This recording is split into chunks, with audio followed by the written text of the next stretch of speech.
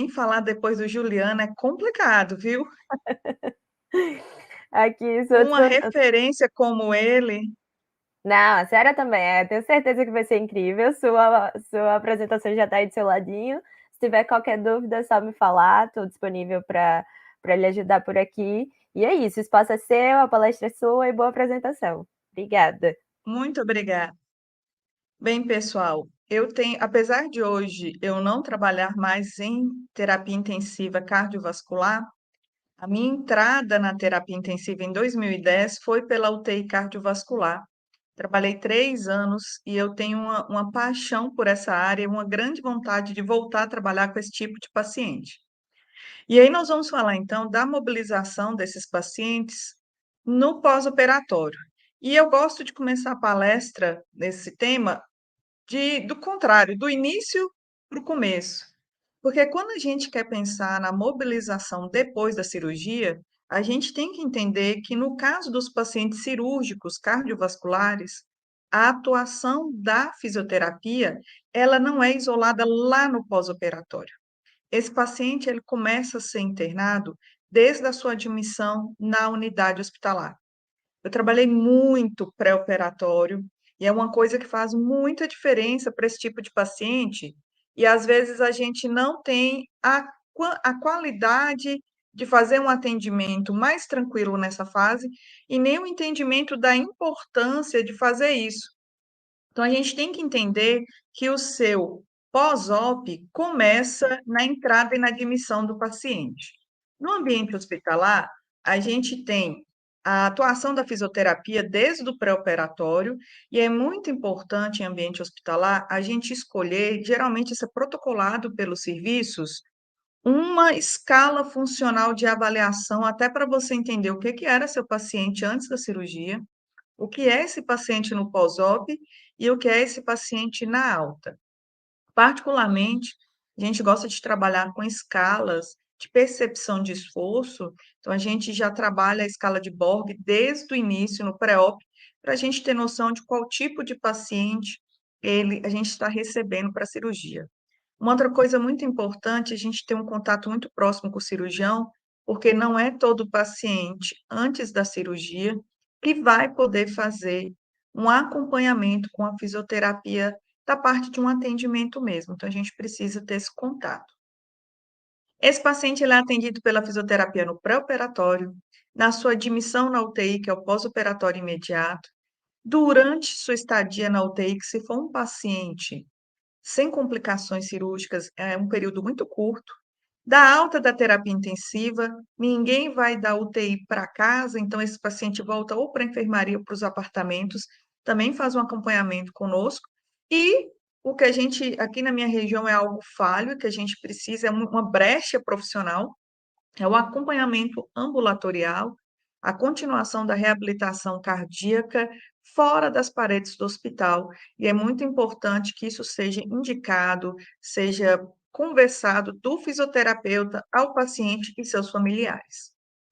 Considerando que a cirurgia cardíaca em si é um ponto de complicações, nós temos que entender que a gente conhecia o paciente no pré-op e nós temos que ver o que que vai chegar para a gente, em quais condições clínicas vai chegar um paciente no pós-operatório imediato de cirurgia cardíaca. É muito importante a gente saber que a característica da cirurgia cardíaca pode causar complicações no paciente. E isso, gente, é independente se a cirurgia foi complicada ou não. Nós temos geralmente o desvio do sangue para uma circulação extracorpórea. Isso não é um material fisiológico, faz uma cascata inflamatória.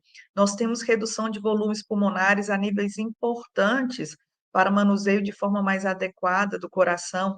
Então, de modo geral, a cirurgia cardíaca, ela pode causar complicações em diversos órgãos e sistemas, chama mais atenção nossa as complicações pulmonares e cardíacas, mas não é incomum esse paciente desenvolver infecções no pós-operatório, quadros renais. Em alguns quadros, a gente já teve pacientes com danos neurológicos pós-cirurgia cardíaca, e essas coisas que são complicações podem também afetar na funcionalidade do nosso paciente. Eu gosto muito de colocar essa pergunta, né? paciente cardíaco, paciente de uma cirurgia extremamente delicada em alguns casos. E quem é o fisioterapeuta nessa história, né? Para que a fisioterapia nesses casos? Nós somos profissionais da funcionalidade. Isso é algo que a gente tem que estar muito claro e muito firme na mente do fisioterapeuta. Então, nós estamos lá para manter função respiratória e função motora. A gente tem uma leva de profissionais hoje em dia que está muito focado só na função respiratória, que é trabalhar só com ventiladores, mas nós somos profissionais do movimento, nós somos profissionais da funcionalidade. Então, nós estamos sabendo que uma das principais complicações pulmonares, nossa preocupação maior no pré-operatório é essa parte, e principalmente em receber esse paciente da parte respiratória no pós-op. Muita coisa que atrapalha a nossa mobilização desse paciente, um bom desempenho nessa parte motora, são as complicações respiratórias. Então, a gente tem que entender, tentar corrigir, tentar trabalhar esse paciente, receber ele, tentar o mais rápido possível, pessoal, uma extubação. No serviço que eu trabalhava, o protocolo era em até 6 horas, o paciente está entubado, extubado, desde que a cirurgia não tenha sido uma cirurgia complicada.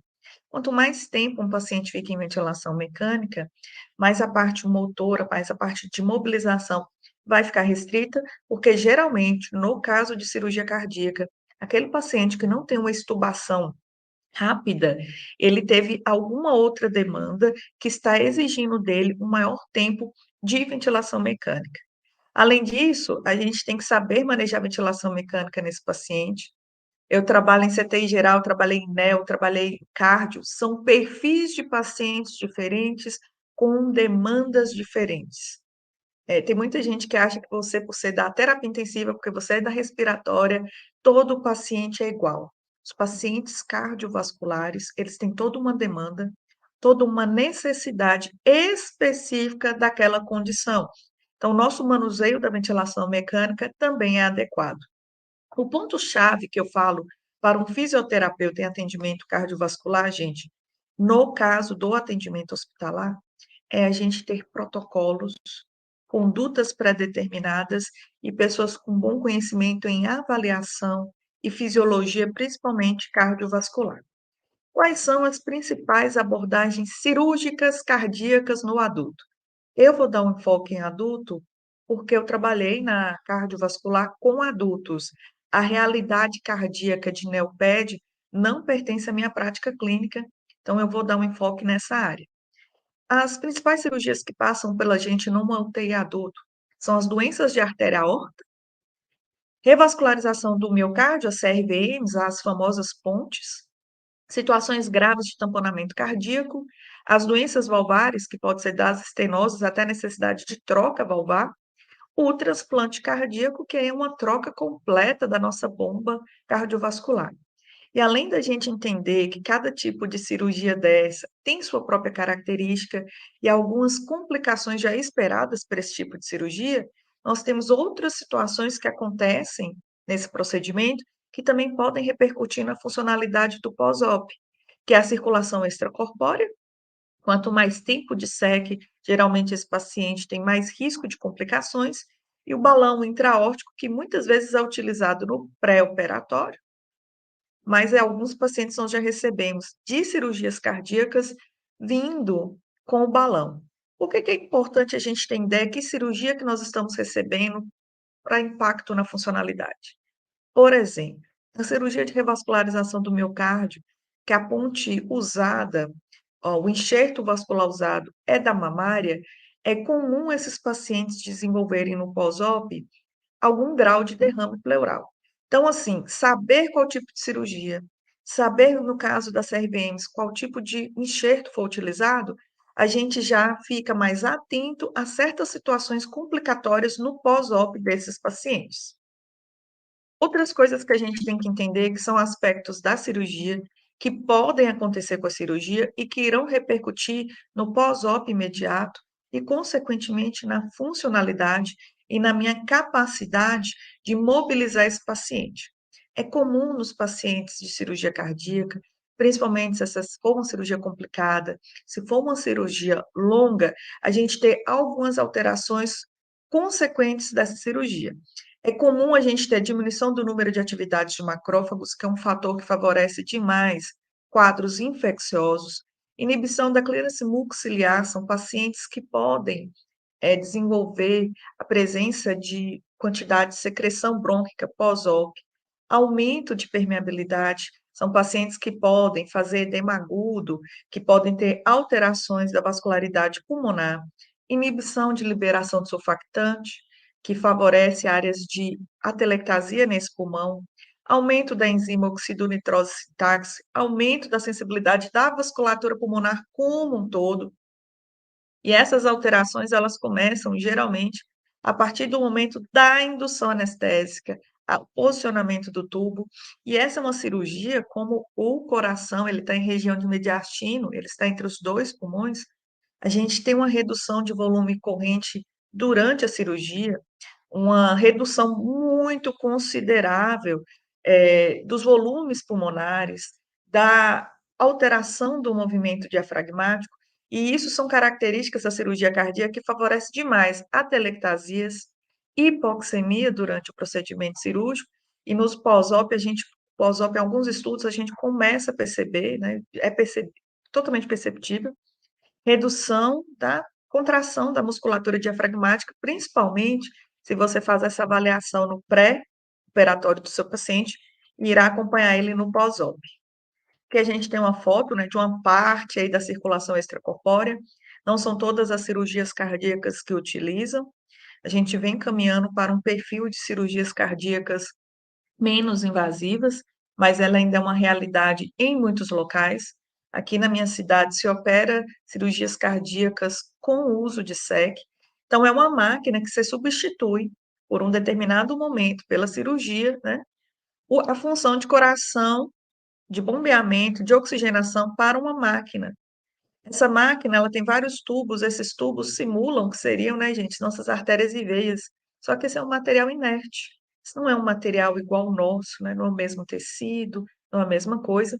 E geralmente, ponto de corte aqui são em torno de 60 minutos de SEC.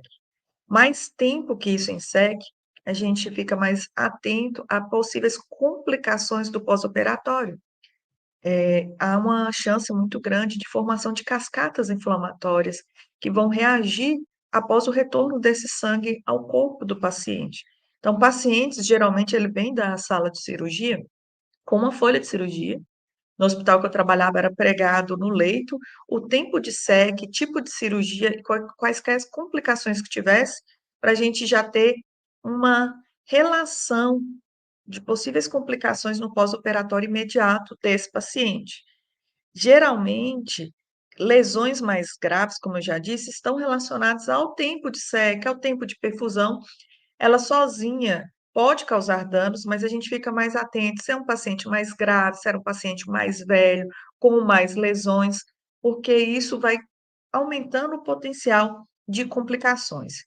E o mais que chama a atenção da gente do tempo de SEC é realmente em cima do pulmão, aumento da chance de edema pulmonar por inflamação.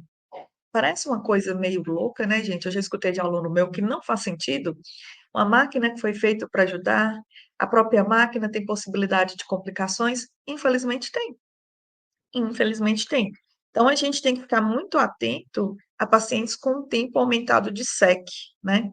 Outras coisas que podem influenciar, né, gente? Função pulmonar e provavelmente a nossa mobilização, a funcionalidade desse paciente é que tipo de manipulação cirúrgica foi feita, o tempo de SEC, tempo de anestesia, a necessidade de manutenção de ventilação mecânica no pós-operatório. Como eu falei para vocês, o que a gente conhece no pós-op é uma extubação, paciente vindo do bloco totalmente estável, cirurgia dentro de parâmetros de normalidade, paciente evoluindo com todos os critérios para extubação, você decorrer com ele para extubação e o uso de drenos. Por que que a gente fala que o dreno, ele é uma coisa que chama atenção? O paciente ele pode vir com um ou mais drenos, geralmente drenos de tórax e de mediastino. A região do dreno, ela é dolorosa, a região da cirurgia, ela é dolorosa, e a tendência disso é provocar uma limitação de padrão respiratório nos pacientes, que também vai alterar principalmente se é um paciente que fez grandes áreas de atelectasia, o comum são atelectasias laminares nas cirurgias cardíacas, mas tem pacientes, a gente sempre fala que bloco cirúrgico é aquela coisa. Você entra no bloco cirúrgico para fazer uma coisa simples, mas a gente nunca sabe como que vai vir esse paciente no pós-op. E é importante a gente ter a visão dessas coisas, porque a gente pode ter o padrão, que é aquele paciente maravilhoso, que já chega meio que acordando, um raso bem superficial, você evolui uma extubação, não precisa fazer nenhuma demanda, como a ventilação não invasiva no pós-operatório, e ele vai bem, mas a gente recebe pacientes que chegam com adrenalina em bomba de infusão. Então, você já vê a situação crítica que o paciente está chegando. A admissão da UTI, o fisioterapeuta, ele é presente, né? Eu falo que muitas coisas que a gente conquistou aqui na minha cidade, de direitos do fisioterapeuta, foi o fisioterapeuta da cardiovascular. Não se fazia cirurgias, não se faz sem a presença do fisioterapeuta, ele é obrigatório. E nós fizemos um pré-op bem, estamos recebendo agora esse paciente na UTI. Fisioterapeuta não faz só conectar o ventilador, virar as costas e sair. Você está presente durante toda a sua admissão, porque você quer entender o paciente que está chegando, quem é o paciente, quais são as necessidades, já pensando na continuidade dessa reabilitação assim que possível, principalmente pós-extubação. Então, a gente vai conectar o paciente no ventilador, mas vem o anestesista, vem o cirurgião cardiovascular, converse sobre como esse paciente foi ventilado, se houve instabilidades hemodinâmicas, qual foi o tempo de perfusão, se houve alguma necessidade maior, se esse paciente instabilizou da hemodinâmica e precisou de uso de drogas vasoativas, precisou de uma dobutamina, precisou de uma nora, é paciente grave que chega para a gente com adrenalina, você já vê que não é uma paciente que vem com tranquilidade. O paciente sangrou durante a cirurgia, precisou de concentrar de hemácia, ele desenvolveu algum distúrbio, ácido base, eletrolítico, todas essas informações são importantes. Conectar o paciente no ventilador não é só pegar o paciente e colocar em qualquer parâmetro, né? Não é colocar. Existem parâmetros bem ajustados à necessidade desse paciente, verificar se ele está ventilando adequadamente, se o tubo está bem posicionado. Geralmente, transporte, gente, é uma das coisas maravilhosas. Por mais que o espaço seja pequeno, por mais que use, vamos dizer, que o ventilador de transporte, é uma coisa maravilhosa você perder tubo e sem estabilizar paciente. Então, tenha bem tranquilidade para fazer isso, ajustar, verificar se tudo está sendo garantido por uma boa ventilação. E aí, geralmente, para quem não trabalha ou nunca trabalhou em CTI cardiovascular, a admissão, vários profissionais e várias coisas são feitas no paciente ao mesmo tempo. Então, conversou com o cirurgião, com o anestésio, fez seu ajuste adequado, assim que possível, agora nós vamos voltar e fazer nossa avaliação. Nesse hospital que eu trabalhava, era um protocolo após a admissão, 20 minutos depois, uma gasometria para a gente entender a realidade do paciente e já pensar, se ele tiver alguma alteração, de correção para uma extubação mais rápido possível, sem riscos de complicações. E aí nós vamos avaliar. Paciente de cirurgia cardíaca, ele não vem sedado. Se você está admitindo um paciente de cirurgia sedado, é porque ele está altamente grave. As indicações no pós-op imediato é a evolução para a extubação desse paciente. Então, avalie como que ele chegou, se ele já tem presença de drive ou não, se ele tem nível de consciência ou não. Faça uma inspeção geral nesse paciente. Observe tudo que foi manipulado, olhe a incisão cirúrgica, os drenos, faça a ausculta, avalie a estabilidade desse paciente. E acabou de fazer sua avaliação física, vá para os exames complementares, laboratoriais e de imagem, porque aí você tem uma visão global desse paciente, da possibilidade da extubação ou não, porque é no pós-operatório imediato, é isso que a gente precisa fazer para você ir conduzindo esse paciente da melhor forma. Isso aqui está lá no Profísio, mas a gente tem as diretrizes de ventilação mecânica também, e aí você faz um ajuste, pode ser em VC ou PC, é o modo que você melhor dominar e for mais adaptado ao paciente. Os volumes correntes, gente, aqui tem só uma base, mas é importante que a gente tenha noção que volume e corrente são ajustados por pressão de platô, pelo tanto de volume que cabe, adequada à demanda do paciente, ao fluxo que ele precisa, sem causar danos, sem causar nenhuma repercussão. E geralmente, pessoal, a gente não tem necessidade de admitir pacientes com FO2 de 100%. Paciente da cardíaca, geralmente ele foi entubado para a cirurgia. Não é paciente que foi entubado por gravidade respiratória, por outros rebaixamento, por insuficiência respiratória. Então, pessoal, essa avaliação de FI aqui, ó, no meu serviço, geralmente a gente admitia com 60 da chegada e FIs mais baixos. O Profísio cita PIP de 8 a 10, mas nós estamos vendo o trabalho com PIPs também mais baixos. Isso aqui é um valores de referência, não é receita de bolo. São coisas que vão ser ajustadas no refino à beira-leito à necessidade do seu paciente. Aí agora sim, né? Poxa, professora, você falou um tanto de coisa, você falou de admissão, de pré-op, da cirurgia, por que isso? Porque o que eu vou me importar de mobilização desse paciente, o que vai ser esse paciente depois da cirurgia é o conjunto de tudo que ele foi até esse ponto. Então, agora sim, vamos falar de mobilização, porque nós entendemos o que é uma cirurgia cardíaca, a gente entende as complicações, entende a importância de fazer um pré-op, um acompanhamento pré-operatório, e a gente entende também que uma boa admissão e acompanhamento no pós-operatório imediato é extremamente importante.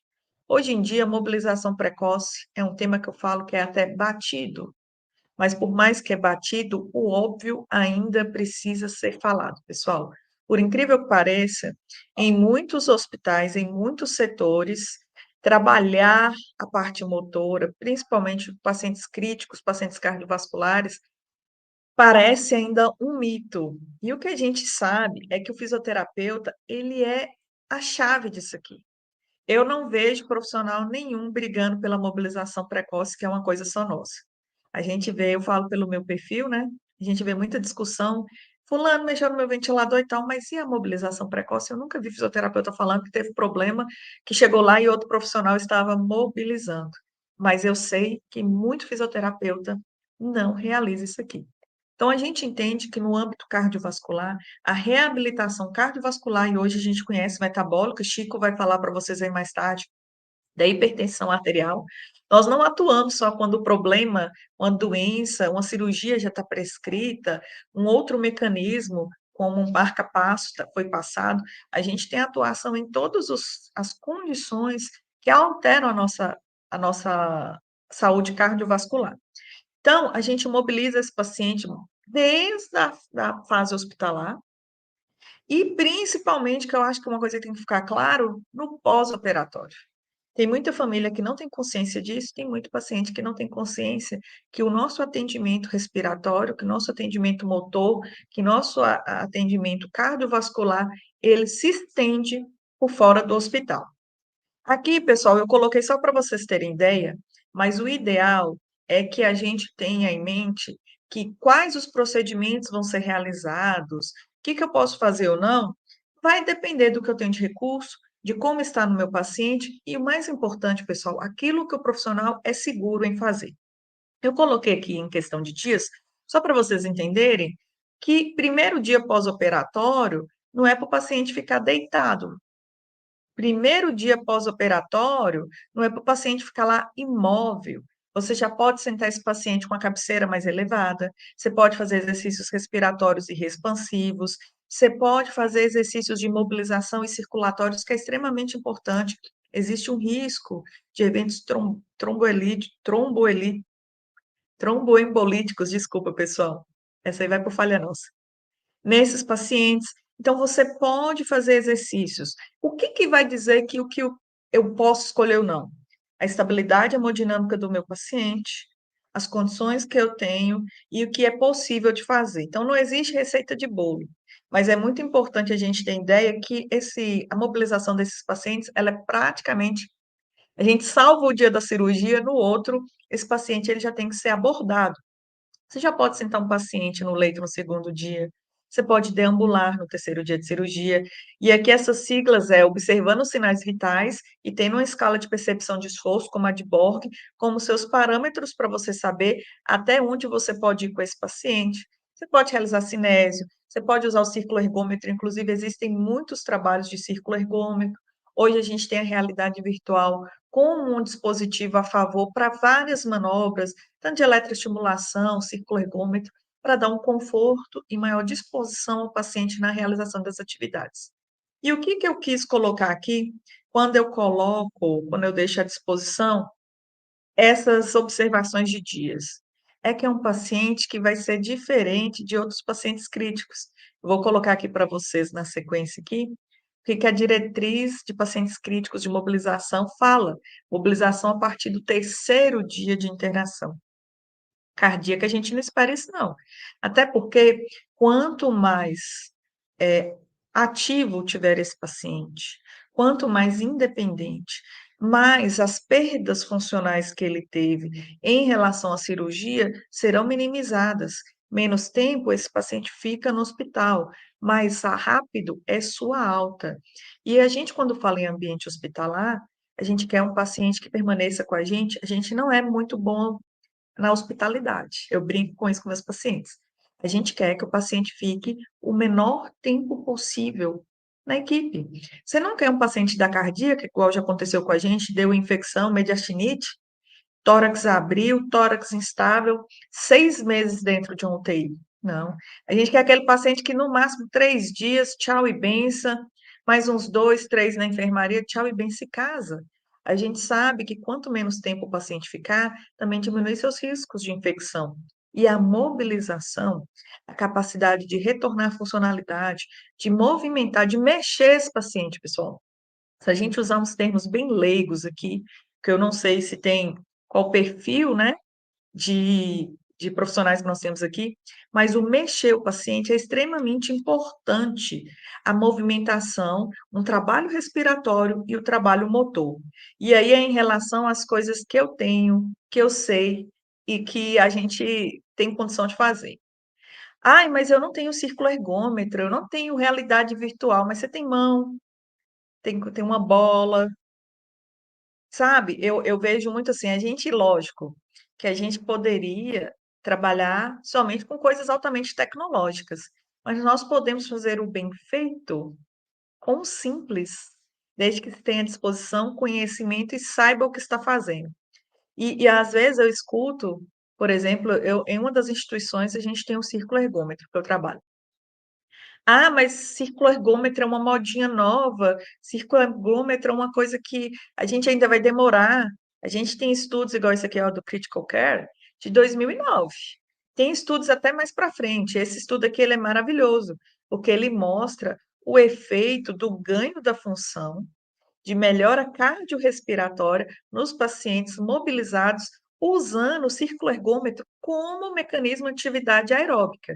Então, ele além de ganhar força muscular periférica, e gente, é muito importante a gente entender, eu sou da terapia intensiva na veia, né, mas a gente é fisioterapeuta.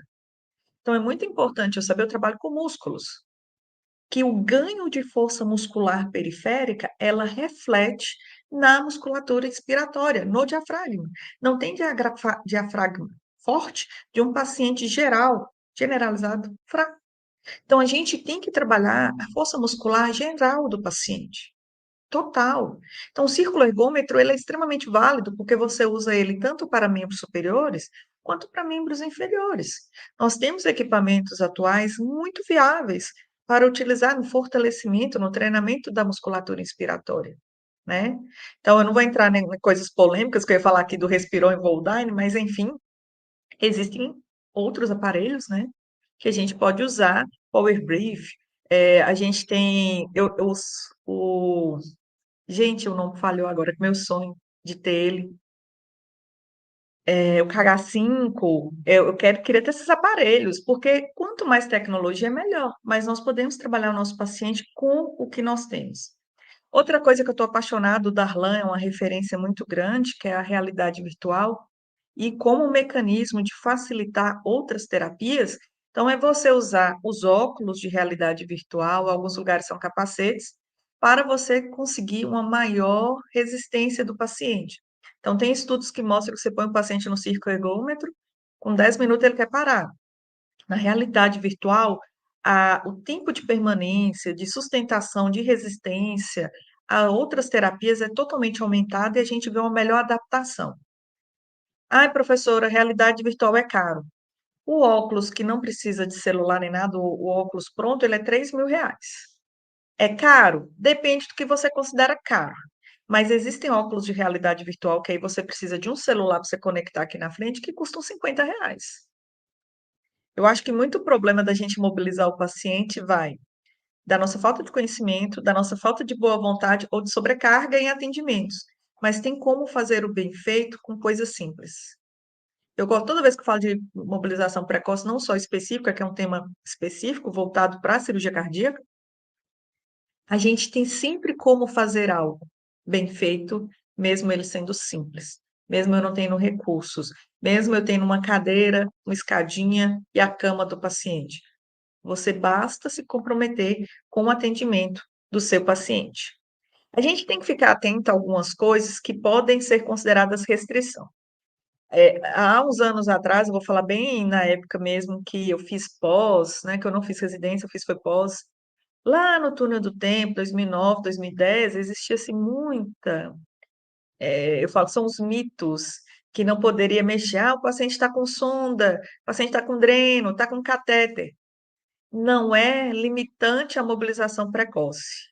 E também não é restrição à mobilização precoce. A única coisa que eu vou chamar atenção aos fisioterapeutas é cuidado para você não arrancar nenhum deles. E principalmente drenos. Drenos é mais difícil. Geralmente a gente vê dreno sendo arrancado pelo paciente confuso, que eu não sei como, eu já vi um rodar a mão nos dois drenos de tórax e puxar, e foi a pior visão do mundo. Mas a gente perder dreno é mais difícil. Mas é só ter cuidado no manuseio. Ah, ele está com sonda, eu não vou tirar ele da cama. Gente, não tem isso não. O paciente vai até sozinho se deixar, né? Não, da cardíaca eles andam. Outra coisa. E aí, assim, esse ponto pode ser uma restrição. Instabilidade hemodinâmica. Pacientes altamente instáveis, mesmo que já foram estubados, estão lá conscientes, mas altamente instáveis, com alta demanda de drogas vasoativas, eles têm que ser muito avaliados criteriosamente, porque dependendo do grau, eles não vão ser mobilizados. Pacientes com sedação profunda, aquele paciente que complicou, precisou sedar, que você não evoluiu a extubação. Pacientes sedados, não existe uma mobilização ativa para eles, existe uma preocupação em posicionamento, em manutenção de ADM e de decúbitos para eles não causarem lesão. Mas paciente sedado, gente, chumbado, grave, ele não é um paciente para ser mobilizado. Uma outra coisa, equipe inadequada. Equipe inadequada, ela pode ser um problema a mobilização no seguinte ponto. Tanto a equipe da fisioterapia, que não se sente segura, que não tem informações, que não tem conhecimento, pode ser um problema para a mobilização. Quando, por exemplo, eu sou uma pessoa baixa, eu sou uma pessoa fraquinha. Aí nós temos lá uma pessoa bem pesada e eu quero fazer sedestação, quero caminhar com ela, deambular pelo setor. Eu sozinha não faço isso, porque se o paciente tontear, se o paciente passar mal, eu sozinha não sustento. Eu preciso de disposição de pessoas da equipe. A equipe está ciente da importância disso? A equipe se disponibiliza a participar da mobilização? Muita coisa o fisioterapeuta ele vai fazer sozinho, mas muitas outras ele vai precisar do apoio da equipe. Falta de equipamento em muito tempo atrás e em muitos lugares, infelizmente atualmente, é considerado um motivo para você não mobilizar o paciente. Ah, por exemplo, lá na hospitalar, eu vi agora na equipe do Recife, as camas que elas mesmo fazem as descompressões, elas mesmas fazem as inclinações laterais. Eu não tenho essa cama. Eu vou deixar de posicionar o paciente? Vou deixar de mobilizar o paciente? Eu tenho as camas que elas sentam, elevam, todas elétricas. É o que eu tenho. Ah, eu não tenho círculo ergômetro em nenhuma instituição, mas tenho no outro. Então, na que eu não tenho, eu não vou mobilizar o paciente? Não justifica. Então, falta de equipamento não pode ser um motivo à restrição de mobilização. Obesidade. Obesidade, eu tenho que concordar que para pessoas desprovidas de força, tem paciente que a perna do paciente é quase meu peso. Ele é um fator que dificulta a mobilização. Pacientes maiores, né, pacientes grandes obesos, a gente tem que geralmente fazer um atendimento ou em conjunto, ser programado, mas isso não pode ser um fator para limitação, porque a própria obesidade em si já é um problema metabólico para esse paciente. Então, a gente tem que mobilizar. E uma coisa muito importante, em muitos lugares, a equipe da fisioterapia só tem autorização, por incrível que pareça, nós somos autônomos em nossas descrições, em nossas condutas, em nossas prescrições, mas em muitos lugares o fisioterapeuta só pode pôr a mão no paciente se tiver aprovação médica, se o médico prescrever, se o médico deixar. E em muitos lugares, a gente existe ainda uma preocupação excessiva. Nossa, é cirurgia cardíaca, nossa, é uma cirurgia 4 pontes de safena, nossa, é uma cirurgia que ele fez isso, é um aneurisma de aorta sem dente. Gente, esses pacientes podem ser mobilizados. O que faz a mobilização ser contraindicada ou não é a clínica do paciente, é a instabilidade do paciente, é a presença de fatores que coloquem a mobilização como um risco iminente de alguma intercorrência. Não é o tipo de cirurgia, não é a coisa que aconteceu. Isso ainda são visões errôneas que a gente tem em relação a esses pacientes. Agora, não podemos deixar de deixar claro que pacientes que são mobilizados, estão em mobilização precoce, primeiro dia DPO, vou sentar meu paciente, vou pedir alguns exercícios, ele tem que ter estabilidade hemodinâmica. O paciente está instável, você resolve que vai levantar, sentar, andar, você está piorando o quadro, é contraindicação. Não é a presença de aminas, pessoal. É muito importante isso. Ah, o paciente está com nora, o paciente está com dobuta. Vai importar para você se tiver em altas doses, se a estabilidade dele depender de altas doses. Aí você faz uma avaliação mais criteriosa, conversa com a sua equipe e define se naquele ponto isso é viável ou não. Mas o que eu estou falando é pacientes que não têm PA, que estão com alteração de frequência cardíaca, que estão com aumento ou necessidade de demanda de oxigênio importante, e você quer fazer altas mobilizações nesse paciente. Tudo é bom senso e avaliação adequada no leito com esse paciente. Uma outra coisa muito importante, nós devemos mobilizar esses pacientes, os membros superiores, inferiores, estimular a mudança de decúbito. Só que atenção, pessoal, principalmente quem faz cirurgia peito aberto, céu aberto, né, que serra o externo. O paciente foi ali suturado com fio de aço. Há estudos que mostram que demora até 40 dias para uma boa consolidação definitiva. E aí você está no pós-op, abre, né? Abdução a mais de 90 graus, flexão. Primeiro, se você conseguir com o paciente em sã consciência, num pós-op, se disponha a fazer essas elevações, você já está de parabéns, porque é altamente dolorido. Escute as dores do seu paciente. Mas a gente precisa fazer exercícios com cuidado e com muita atenção. Uma coisa que eu chamo a atenção também dos membros inferiores, porque geralmente o paciente vem com pernas enfaixadas quando são CRVNs, nesse caso, viu, pessoal? Isso não se aplica às demais cirurgias cardíacas. Houve retirada de enxerto, às vezes aquele lugar inflama, aquele lugar pode estar dolorido, e aí você não tem o cuidado do manuseio dos membros inferiores. Então, muito cuidado. Uma atenção também. Ai, o paciente fez cirurgia cardíaca, então eu vou colocar ele aqui.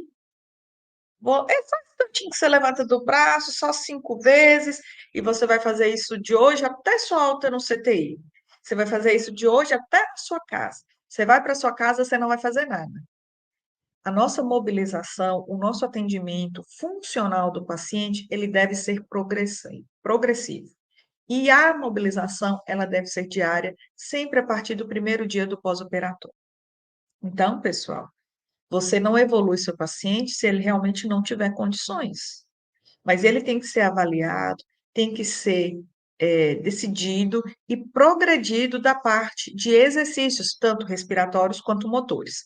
É muito importante que entre a equipe da fisioterapia tenha conversa. Quando a gente fala protocolo, a gente que está na assistência tem uma visão que protocolo é uma coisa que engessa, que protocolo é uma coisa ruim, mas são protocolos. Uma passagem de plantão bem feita, uma discussão da equipe, o entrosamento da fisioterapia, que garante que situações assim vão ser mantidas e a nossa progressão de melhora desse paciente vai ser alcançada. Nós temos que trabalhar com metas e objetivos terapêuticos com todos os nossos pacientes. Não seria diferente dos pacientes da cardíaca. Outra coisa, utilize uma escala funcional, como eu falei para lá no início, escolha, existem várias escalas funcionais, inclusive, né, de uso hospitalar, inclusive tem escalas específicas para pacientes cirúrgicos, é extremamente válido para você entender o que teve de perda do pré para o pós e o que teve de recuperação do pós-operatório, do primeiro dia DPO, para a alta desse paciente. Até para você fazer um relatório, nós precisamos profissionalizar mais nossa profissão. Parece assim, né? Redundância. Porque a gente vai encaminhar lá para o Juliano, vai encaminhar para o Chico esse paciente, a gente ter todo um protocolo, um relatório do que foi feito de forma funcional e de forma válida, né? Por números, por escalas. E em momento nenhum, gente, mobilize esse paciente sem o acompanhamento de uma escala de esforço e de espineia. Uma outra coisa, tanto na UTI como no quarto, quando esse paciente sai, sempre oriente por que você tem que mobilizar, por que você tem que fazer exercício. Converse bastante com o paciente, com o seu acompanhante, para quando você mandar para casa e falar que deveria fazer a reabilitação, indicar um serviço, indicar um colega, ele já tem essa conscientização. E isso não precisa, gente, esperar o pós-op.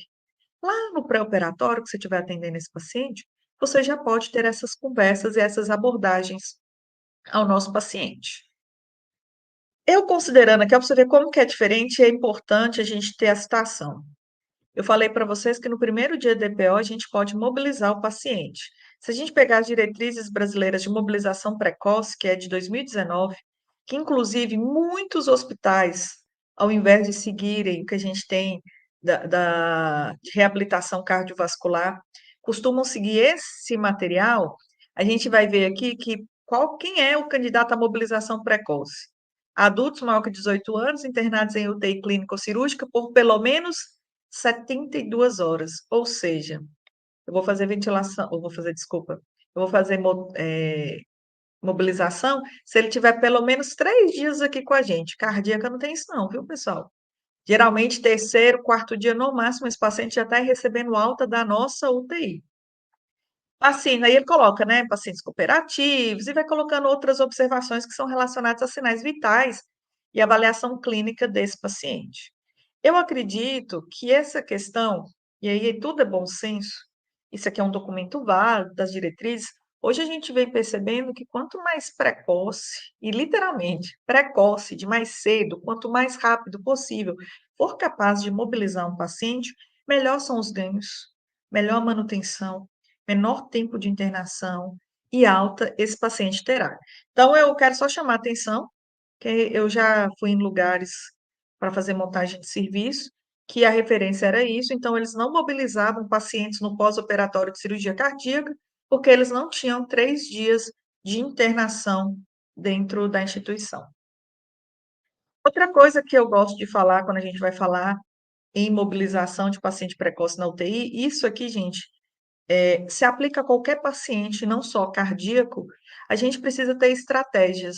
Se a equipe inteira, eu falo desde dos técnicos, a enfermagem, os médicos, a físio, tiverem uma consciência de quanto a mobilização precoce favorece o conjunto de tratamentos, a estadia desse paciente, sua evolução, todo mundo comprava essa ideia e não ficava só o fisioterapeuta brigando nisso aqui. Primeira coisa que faz diferença na mobilização precoce é a gente ter uma equipe multidisciplinar atuante, comprometida e compromissada. Então, é um trabalho em conjunto, a gente conseguir identificar, geralmente a enfermagem faz isso melhor, as barreiras que a gente tem. Eu tenho um leito muito alto para descer com esse paciente, eu não tenho espaço dentro da UTI para fazer uma deambulação, eu não tenho um oxímetro portátil para andar com esse paciente. E também em equipe, por isso a gente tem os rounds, por isso a gente tem as corridas de leitos, a gente fazer uma definição do paciente elegível à mobilização precoce. Outra coisa, são pacientes que no pós-operatório, eles queixam muita dor. Lógico, dor é algo individual, e é claro que tem pacientes que eles são extremamente melindrosos. Mas a gente não deve desconsiderar, pessoal, a queixa de dor em momento nenhum aos nossos pacientes. E como é que a gente consegue resolver isso da melhor forma? fazendo um pacote de cuidados, avaliação e gerenciamento de dor, se esse paciente estiver saindo da sedação, como que está a sedação, o sono, e mecanismos de estabilidade hemodinâmica. Um paciente estável é um paciente que eu consigo mobilizar. Outra coisa, que eu gosto de colocar o título de facilitadores. Quais são as diretrizes de segurança? Quais são os meus protocolos de mobilidade para pacientes da cirurgia cardíaca? Quais escalas funcionais que eu uso? Nós vamos conseguir montar equipamentos ou não? Não temos? Temos. Existe a disponibilidade de ter? Eu consigo juntar vários artigos e mostrar à minha instituição que se a gente investir em tais equipamentos, em tais coisas, o ganho para o paciente e o custo da internação vai ficar mais barato, isso é extremamente viável, e a presença de rounds. Por incrível que pareça, nós estamos em 2023 e nós temos muitas instituições em que o round, o momento de discussão entre aqueles plantonistas que estão naquele plantão, que as corridas multiprofissionais, elas geralmente acontecem de dia, em plantões específicos, mas cada 12 horas é preciso ter um round entre os plantonistas para definição e resolução de problemas e demandas. Então, isso aqui ainda é uma coisa que pode ser melhor trabalhada para otimizar. E aí sim nós vamos para a intervenção. Por que eu gosto de colocar os pacotes assim? Que mobilização precoce não é só o fisioterapeuta chegar lá e se dispor a fazer algo. É um conjunto de combinação de estratégias em prol do paciente. E aí eu vou determinar se aquele paciente vai fazer uma mobilização funcional passiva, ativa assistida, quais equipamentos e uma outra coisa, gente. Não é 3 de 10 para todo mundo, 3 de 15 para todo mundo. A gente tem que saber prescrever exercício. Isso é uma coisa que eu acho que falta muito ao profissional fisioterapeuta. Prescrever a sua conduta de forma adequada à necessidade e demanda do paciente. Então, qual a intensidade, qual a duração e qual a frequência do meu atendimento dentro de uma realidade hospitalar. É importante salientar, gente, que a mobilização dentro de um hospital, ela tem toda uma peculiaridade daquele local. É totalmente diferente de você mobilizar ambulatorial. Até dentro do hospital mesmo, a mobilização de quarto e de UTI, ela é diferenciada. Na UTI a gente tem um pouco mais de restrições. A todo momento, faça avaliação dos parâmetros vitais, antes, durante e depois. Eu fico assim, embasbacada, como tem pessoas que mobilizam pacientes críticos sem nenhuma monitorização. Tira do leito sem nenhum controle de como esse paciente está. A gente tem que saber controlar principalmente os cardiovasculares, a frequência cardíaca, a pressão, isso de forma fácil, né? A pressão, geralmente, quando a gente vai tirar o paciente do leito, você faz uma medida antes e na volta. Se ele estiver mobilizando próximo ao leito, você pode fazer até durante. E o ideal, principalmente quando a fase da mobilização ainda está no leito, é toda uma monitorização eletrocardiográfica, porque tem paciente que a frequência, se você olhar só pelo oxímetro, a frequência é bonita, mas quando você vai olhar o traçado, é cada anormalidade que está acontecendo que passa batido na ausência do mesmo. Lembrar, pessoal, de monitorizar a parte ventilatória, pacientes que fazem sinais de esforço, pacientes que a saturação cai, que a frequência respiratória altera, eles estão te dando sinal de fadiga. Se você continuar, falência. Isso é muito importante. Eu peguei uma parte aí da palestra do Juliano. Isso é sinal que você está chegando no ponto máximo de esforço, no ponto máximo de tolerância desse paciente. No caso do hospital, a gente trabalha abaixo disso, né? São pacientes que têm muito pouco tempo de cirurgia. Você pode mobilizar, mas ninguém precisa levar ao ponto máximo de estresse desses pacientes.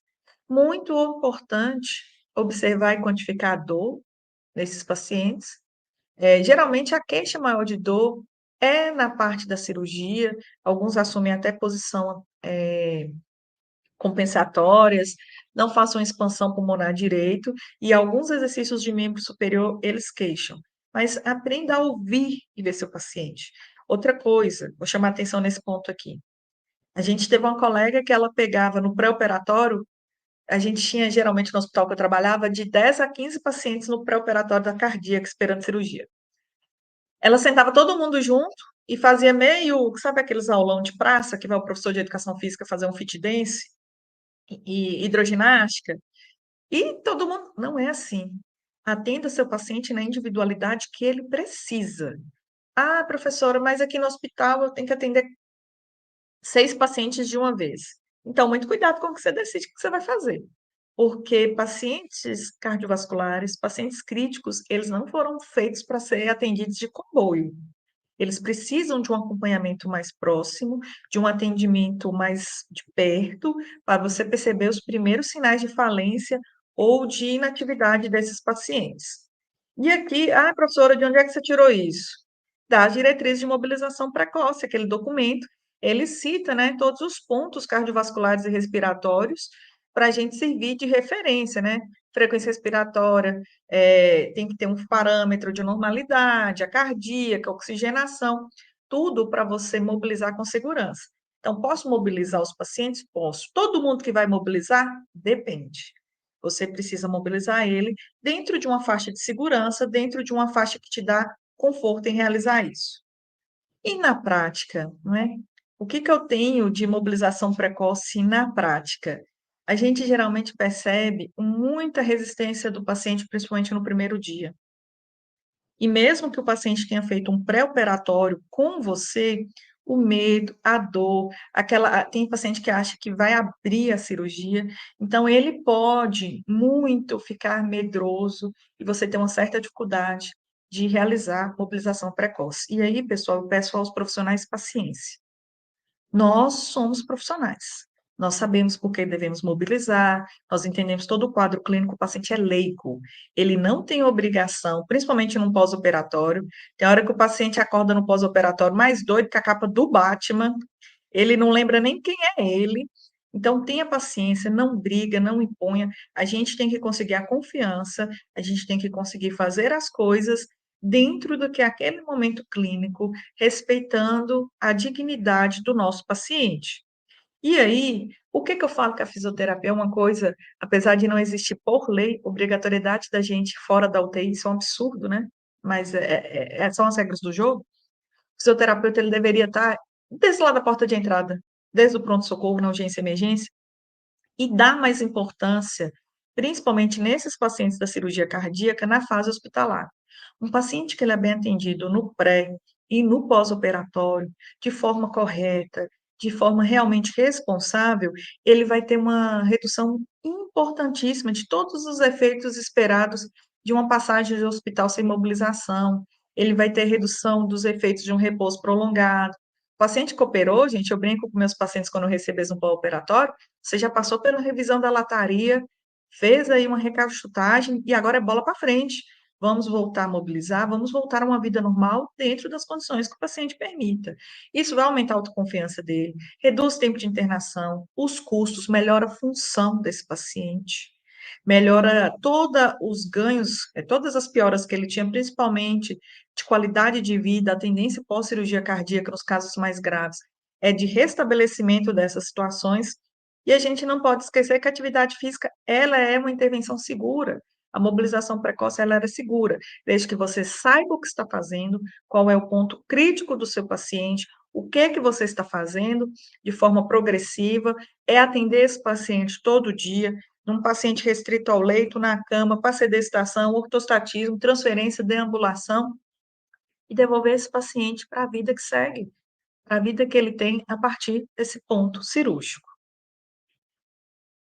Nós podemos mexer no paciente, eu gosto de fazer essa escadinha aqui, ó. Desde o paciente ao leito, a gente já pode. Esse paciente ele não tem condições de sentar, ele está sentindo tontura, ele não quer sentar na beira do leito. Vamos começar evoluindo com a cinesioterapia respiratória e motora na cama. Ganhe confiança dele ainda no decúbito dorsal. Depois tenta uma transferência à beira-leito. Tenta colocar ele sedestado. É tudo que ele consegue. Não, o outro paciente aqui, ele não tem restrição ao leito, ele está disposto. Então, já que ele não pode, que ele pode sair, que ele quer, que não tem nenhuma complicação, se ele já sedesta, se ele já tem ortostatismo, deambula com ele. Agora, com segurança, olhando todas as condições hemodinâmicas e o que ele consegue. A evolução da mobilização precoce no pós-operatório é de um ganho, de uma importância imensa para o sistema cardiovascular, para esse paciente ter uma melhor saída da cirurgia, vai ter impactos na redução de frequência cardíaca, na pressão arterial, no consumo de oxigênio, no metabolismo basal, e você entrega esse paciente para a reabilitação pós-internação em melhores condições do que se ele fosse depender de atividade física somente na pós-alta. De modo geral, né? O que que a gente pode concluir dessa palestra, já caminhando para os finalmente? Eu acho que eu estou dentro ainda do tempo. A gente sabe que quais são as repercussões de uma cirurgia cardíaca e que mobilizar esse paciente, trabalhar com ele, já prever isso é internamente necessário e importante, visando uma rápida recuperação e menos tempo dentro da nossa instituição hospitalar. Mas, para isso, eu preciso ter conhecimento da clínica desse paciente, conhecimento da fisiologia cardiovascular, do que é o impacto das minhas condutas enquanto fisioterapeuta na vida diária desse paciente, na internação, na reabilitação dele, para eu poder definir o que eu posso fazer, se aquele paciente pode fazer, como eu vou monitorar e, por fim, eu buscar minimizar o máximo de eventos adversos que esse paciente pode ter vindo de uma cirurgia cardíaca. Queria deixar aqui um QR Code, vocês podem tirar a foto aí. Eu aprendi que quando a gente divide o que sabe, o crescimento se multiplica. Então, nesse QR Code, tem os artigos em PDF, sem ser os que eu citei aqui, mas outros artigos que foram em embasamento, inclusive a diretriz de reabilitação cardíaca, foram em embasamento para essa palestra. Tudo que eu falei não são vozes da minha cabeça. E aí tem um conjunto deles já em formato PDF para você baixar e ler. E quem não sabe ler inglês ainda, sugiro aprender ou usar o Google para traduzir os artigos, mas não deixe de se aprofundar, principalmente se essa é uma área que você deseja trabalhar. Por fim, e não menos importante, vou deixar os meus contatos. Eu me coloco extremamente à disposição caso tenha dúvidas. Às vezes a pessoa fica um pouco receosa de fazer contato, ou de fazer uma pergunta no evento, mas aí eu deixo meus contatos, estou à disposição. Se alguém tiver alguma dúvida, alguma pergunta, e muito obrigada aí pela paciência de vocês e pela oportunidade. Ai, prof, muito obrigada pela palestra. A gente sabe o quanto a mobilização precoce pode melhorar um prognóstico de um paciente. Então, muito, muito, muito obrigada. Foi muito legal escutar um pouquinho da sua palestra e também da sua experiência. Acho que complementou muito com a palestra do Prof. Gil. A gente tem duas perguntas aqui, e aí eu vou te fazer, você vai respondendo. Heloísa Carvalho perguntou: utilizamos Borg de quanto na UTI? Utilizamos o quê? Borg, escala de Borg de quanto na UTI? Geralmente a gente usa de 3 a 4. Eu não gosto de ser muito agressivo, não. Tem colega que vai no extremo. Eu acho que tudo é bom senso. Pessoal, a pessoa acabou de sair da cirurgia cardíaca. É diferente do paciente que chegou lá em Juliano. O paciente já está no ambulatorial. Você vai levar ele ao esforço? Primeiro, que você não vai nem conseguir, mesmo que você queira. Porque eu não vi paciente da cardíaca que acordasse igual nós estamos aqui. Uhul! Quero fazer exercício! Põe eu para andar! Vamos... Não é assim. Então, a gente tem que trabalhar sempre por segurança com os valores mais baixos. Lembre que é um paciente, tem hora que você vai atender um paciente que é multiarterial. Eu já atendi um paciente de 5, CRVM de 5. Então, 4 safena e uma mamária, eu vou pôr esse paciente para ir no máximo de esforço? Eu tenho que mobilizar de acordo com a necessidade dele, mas lembrando que o episódio da cirurgia ao meu atendimento tá assim, ó, pau a pau. Então, você não vai levar, né, no extremo a mobilização desse paciente nesse ponto. Você vai deixar para o Chico, você vai deixar para o Juliano fazer isso, porque eles podem puxar com mais segurança esse paciente no ambulatorial. Perfeito, obrigada. Outra pergunta, Eli Magno Silva pergunta: professora, é segura a aplicação de eletroanalgesia nos sítios de inserção de drenos quando a iniciativa farmacológica não resolve nos pacientes do pós-operatório da cardio? A gente não vê, para pacientes da cardiovascular, a utilização em região cirúrgica de eletroestimulação no sentido de analgesia, né, de um TENS, por exemplo. Geralmente, esses pacientes eles são totalmente manejados com medidas farmacológicas, é o mais seguro e o mais adequado. Não são pacientes que vão estabelecer uma boa relação de uso de corrente elétrica para analgesia. Ele vai ser um paciente que corrente elétrica ia fazer algum efeito, se são aqueles pacientes que arrastam, que infelizmente a gente tem pacientes que complicam da cirurgia cardíaca, né, que fica mais tempo, e aí pode ser usado para manutenção de força muscular periférica, mas como medida analgésica a gente não vê o uso de corrente elétrica não, é medidas medicamentosas. Pronto, perfeito. Acho que eram essas duas perguntas que nós tínhamos aqui. Mais uma vez, eu gostaria de agradecer a sua disponibilidade. A galera tá aí, ó, mandando mensagem, agradecendo, dizendo que a aula foi maravilhosa, e realmente foi. Então, muito obrigada por disponibilizar seu domingo de manhã. Eu sei que essa agenda de plantão é bem corrida, mas mais uma vez o Espaço Anatômico agradece a sua participação. E estamos aí também à disposição se precisar de qualquer outra coisa. Parabéns pela iniciativa, viu?